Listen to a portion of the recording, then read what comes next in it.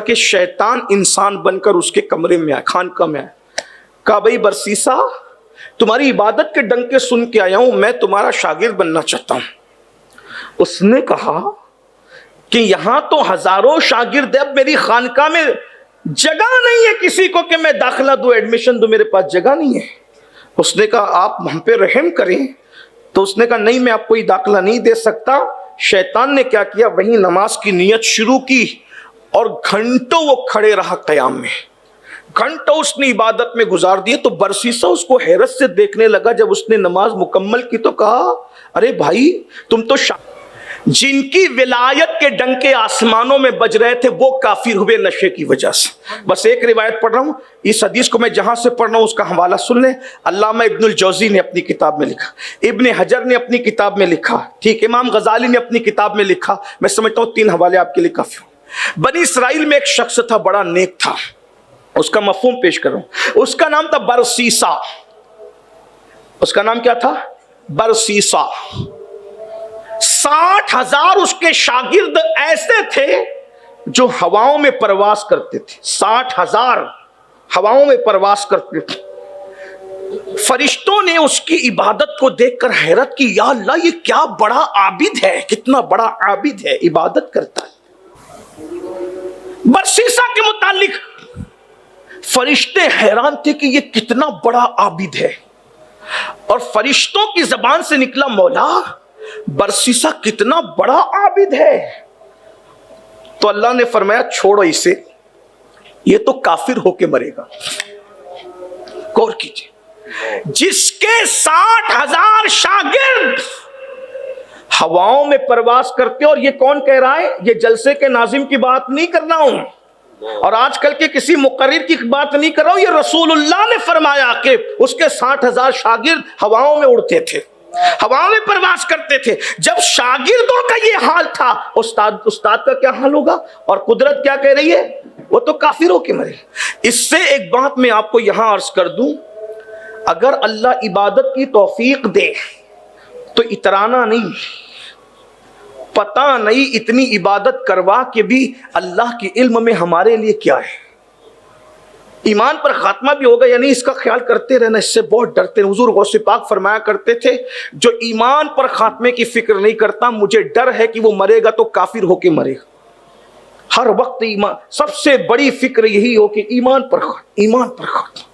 ہمارے مرشد سرکار نور سید ابو الحسین احمد نوری مہروی رحمت اللہ علیہ کہتے ہیں کہ ولایت کے جتنے درجات خدا نے مجھے اپنے فضل سے عطا کر دیا، اس کے بعد بھی میری تمنا اس وقت ایک ہی ہے کہ اللہ میرا خاتمہ ایمان پہ کر۔ سب کچھ ملا ہے مجھے، لیکن تمنا اس بات کی ہے کہ اللہ میرا خاتمہ ایمان، اس لیے کہ اتنا کچھ پا کر بھی ایمان پر موت آئے گی یا نہیں آئے گی اس کی گارنٹی نہیں ہوتی، کیونکہ حدیث پاک ہے ایک بندہ پوری زندگی نیک عمل کرتا ہے جنتیوں والے، حتیٰ کہ جنت کے اور اس کے درمیان صرف ایک قدم کا فاصلہ رہتا ہے، اور قدرت کا لکھا ہوا غالب آتا ہے، ایک قدم کا فاصلہ رہتا ہے، آدمی بگڑ جاتا ہے اور جہنمیوں جیسا عمل کر کے مرتا ہے اور جہنم میں جاتا ہے۔ اور ایک بندہ پوری زندگی جہنمیوں جیسا عمل کرتا ہے، حتیٰ کہ اس کے اور جہنم کے درمیان صرف ایک قدم کا فاصلہ رہ جاتا ہے، ایک قدم میں اس کی زندگی بدل جاتی ہے، جنتیوں جیسا عمل کر کے جنت میں چلا جاتا ہے۔ اس لیے کبھی گھمنڈ نہیں کرنا۔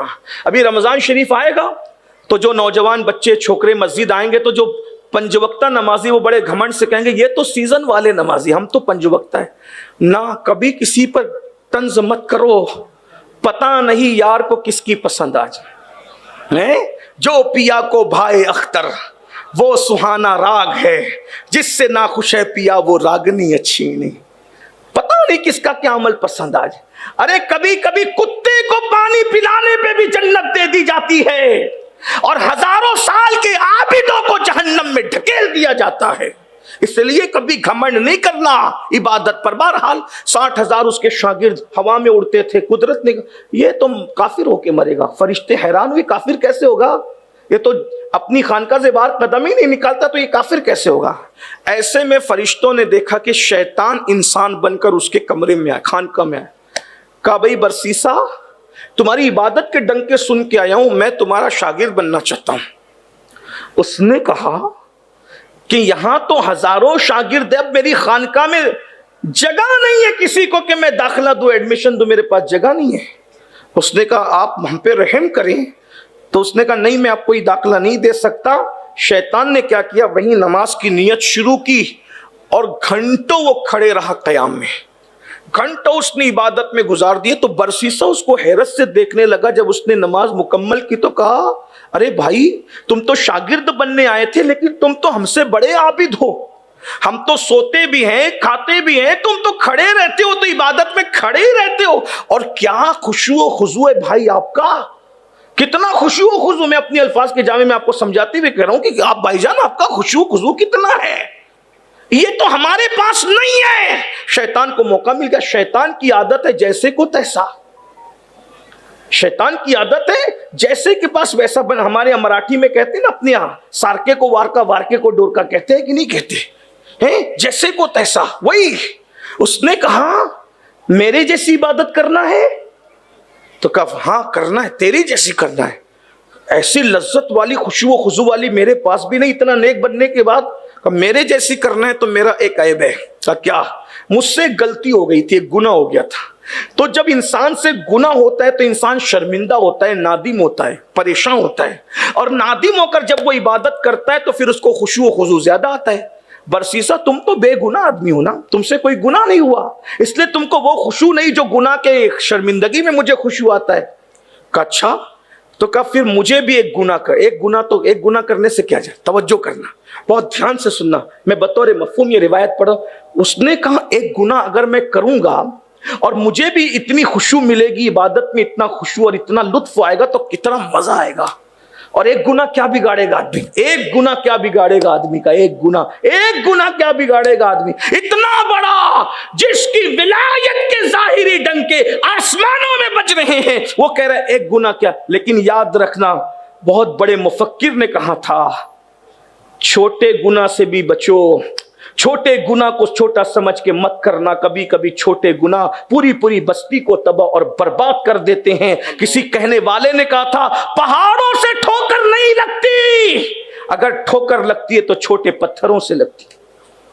یہ جملہ میں نے اکثر اپنے قائد، اپنے امیر حضور امیر سنی دعوت اسلامی سے سنا، کیا بات، کہ پہاڑوں سے ٹھوکر نہیں لگتی، چھوٹے چھوٹے پتھروں سے ٹھوکر لگتی ہے۔ تو چھوٹے گناہ بہت برباد کرتے، اور چھوٹے گناہ کو جس نے چھوٹا سمجھ کے کیا وہی برباد ہوا، ورنہ کوئی گناہ چھوٹا نہیں ہے۔ کس پہ پکڑ ہوگی، ہے کوئی بات، وقت ہوتا تو عرض کرتا، لیکن میں بات سمیٹتے ہوئے عرض کر دوں۔ اس نے کہا میں نے بھی گناہ کرنا ہے، تو شیطان نے کہا چلو پھر کرو۔ کہا کیا کرنا ہے؟ کہا کسی کو قتل کرو، مرڈر کر دو کسی کا۔ کہا نہیں یہ بہت بڑا ہے، یہ نہیں کرنا۔ کہا پھر کسی کے ساتھ زنا کرو۔ کہا یہ تو اور بڑا پاپ ہے، یہ بھی نہیں کرنا۔ کہا پھر ایک کام کرو، شراب پی لو۔ کہاں ایک کٹورا شراب پینے میں جاتا کیا ہے؟ تو کہا شراب ملے گی کہاں؟ بولے یہاں نہیں ملے گی، یہ تو تیری خانقاہ ہے، بہت عبادت کا ماحول ہے، یہاں پوتر ماحول، پاکیزہ ماحول ہے۔ کہا پھر کہا شراب لینے تمہیں جانا پڑے گا۔ کہا شہر میں جائیں گے تو عزت جائے گی، تو کہا جنگل میں انتظام کروا دیں گے۔ برسیسا کو چپکے سے اکیلے نکلوایا، جو لوگوں سے ملاقات کرنے خانقاہ سے نہیں نکلتا تھا، آج وہ شراب خریدنے خانقاہ سے باہر جا رہا ہے۔ یہ شیطان کا فریب۔ ان الشیطان للانسان عدو مبین۔ غور کیجئے، جس کو چھوٹا گناہ سمجھ کے جا رہا تھا، پھر کیا ہوا؟ جنگل میں پہنچا، شیطان نے وہاں ایک اور خوبصورت عورت کو شیطان نے شراب بیچنے بٹھا دی۔ وہ تو جو چاہے کرے، بدماش ہے نا۔ پھر اس نے جب وہاں پہنچا تو دیکھا اتنی خوبصورت اور عورت اس میں کبھی نہیں دیکھا تھا۔ عورت سے شراب لیا اور پیا، نشے میں دھت ہو گیا، تو اس عورت کے ساتھ زنا میں مبتلا ہو۔ شیطان نے اس کے شوہر کو بتایا دیکھو تمہاری بیوی کیا کر رہی ہے۔ اس کا شوہر آیا، اس نے اپنی عزت بچانے کے لیے اس کو قتل کر دیا۔ جس نے گناہ کو، قتل کو اور زنا کو برا کہہ رہا تھا، نشے میں مبتلا ہو کے وہ سب کچھ کیا، قتل بھی کیا، زنا بھی کیا۔ شیطان نے جا کے بادشاہ کو بولا کہ بادشاہ سلامت، برسیسا کیسا ہے؟ کہا وہ تو آبرو ہے ہمارے ملک کی۔ کہا چلو ذرا دیکھو کیا کر رہا ہے۔ لا کر کے کھڑا کیا، رنگے ہاتھوں پکڑا دیا۔ قتل پڑا ہوا تھا، زنا کے آثار تھے اور شراب کے بھی آثار تھے۔ قاضی کو بلایا گیا، قاضی صاحب سے کہا گیا قاضی صاحب یہ بتائیے، اس پاپی جس نے ولایت کا چولا پہن کے لوگوں کو دھوکہ دیا، وہ شرابی بھی ہے، زانی بھی ہے، قاتل بھی ہے، کیا سزا دیں؟ تو کہا پہلے اس کو کوڑے مارو، کوڑے مارو تو یہ شراب کی سزا کیونکہ کمارا ہے نا، پھر کہا کہ قتل اور زنا کے جرم میں اب اس کو قتل کرو. ہاتھ پیر باندھ دیے, پھانسی کے پھندے پہ لٹکانے کے لیے جا رہے تھے. اتنے میں پھر شیطان آیا انسانی شکل میں اور آ کر کے کہتا ہے برسیسا سچ کہوں تیری خانقاہ میں انسان بن کر آنے والا میں ہی تھا, تجھے شراب کے لیے جنگل تک لے جانے والا میں ہی تھا, قتل کروانے والا زنا کروانے والا میں ہی تھا, بادشاہ کے پاس جا کے چگلی کرنے والا بھی سب میں نے کیا ہے. اب تو قتل ہونے جا رہا ہے, بول بدنام ہو کے قتل ہوگا تو. رہتی دنیا تک لوگ کہیں گے کہ برسیزہ پاپی تھا پاپی تھا. ایک کام کر, میں تجھے موت سے بچا سکتا ہوں, نکل. پھر کیا ہوگا, پھر توبہ کرنا. توبہ کرنے کے بعد پہلے جتنا متقی کا تھا اس سے بڑھ کے متقی بننا. تو اس سے کیا ہوگا, کہ اس سے ہوگا یہ کہ تیرا پچھلا عیب چھپ جائے گا, اگلا عیب تیرا پچھلا عیب چھپ جائے گا, اور تیری اگلی خوبی اتنی غالب آ جائے گی کہ یہ تیرا گناہ لوگ بھول جائیں گے. برسیسا نے کہا کیا بہترین منصوبہ ہے, بہترین پلان ہے, اچھی آئیڈیا ہے, آئیڈیا بہت اچھا ہے. تو کہا کیا کرنا ہے, کہا میں بچا سکتا ہوں. کہا کیسے, کہا ایک بار مجھے سجدہ کر, مجھے سجدہ کر, میں تجھے بچا لوں گا. توبہ کرنا, پھر پہلے سے بڑھ کے نیک بننا. ولایت کے ولایت قائم رہے گی, نیکی کے ڈنکے ہی بجیں گے. توبہ تو کا دروازہ تو کھلا ہی ہوا ہے. اس نے کہا میں رسیوں میں جکڑا ہوں, میں کیسے تو تجھے سجدہ کروں. کہا کوئی بات نہیں, پورا سجدہ نہ کر, صرف میری طرف گردن کا اشارہ کر کے جھک جا, میں تیرا سجدہ قبول کر لوں گا. اس نے بچنے کے لیے سجدہ کیا, ہنستے ہوئے کہتا ہے اب تک تو تجھے صرف فاسق کو فاجر بنایا تھا, جا اب تجھے کافر بنا کے تیرا ایمان بھی چھین لیا, اب میں دنیا سے جا رہا ہوں. فسق و فجور میں مرتا تو مغفرت کی امید تھی, لیکن اب تو کافر ہو کے مر رہا ہے.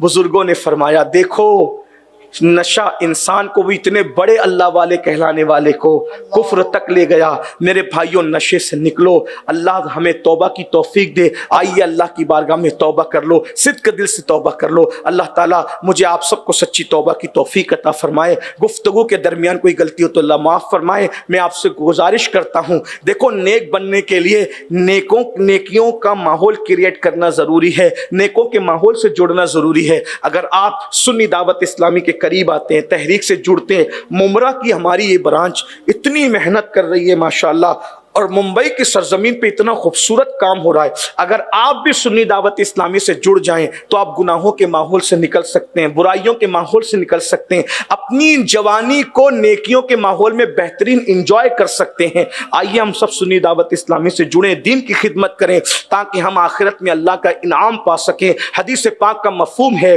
کہ جو کسی بندے کی اصلاح کا سبب بنتا ہے, اللہ تبارک و تعالی جنت میں 300 حوروں کے ساتھ اس کا نکاح فرمائے گا. 70 سال تک غار میں بیٹھ کر عبادت کرنا ایک جگہ, اور دین کی خدمت چند لمحے کرنا ایک جگہ, اس کا بڑا اجر ہے, اس کا بڑا انعام ہے. آئیے اس طرف رخ کرتے ہیں اور اللہ پاک کی بارگاہ میں دعا کرتے ہیں, اللہ ہمیں ہر قسم کے نشہ سے بچائے, اور اللہ ہمیں نشہ عشق رسول عطا فرما دے.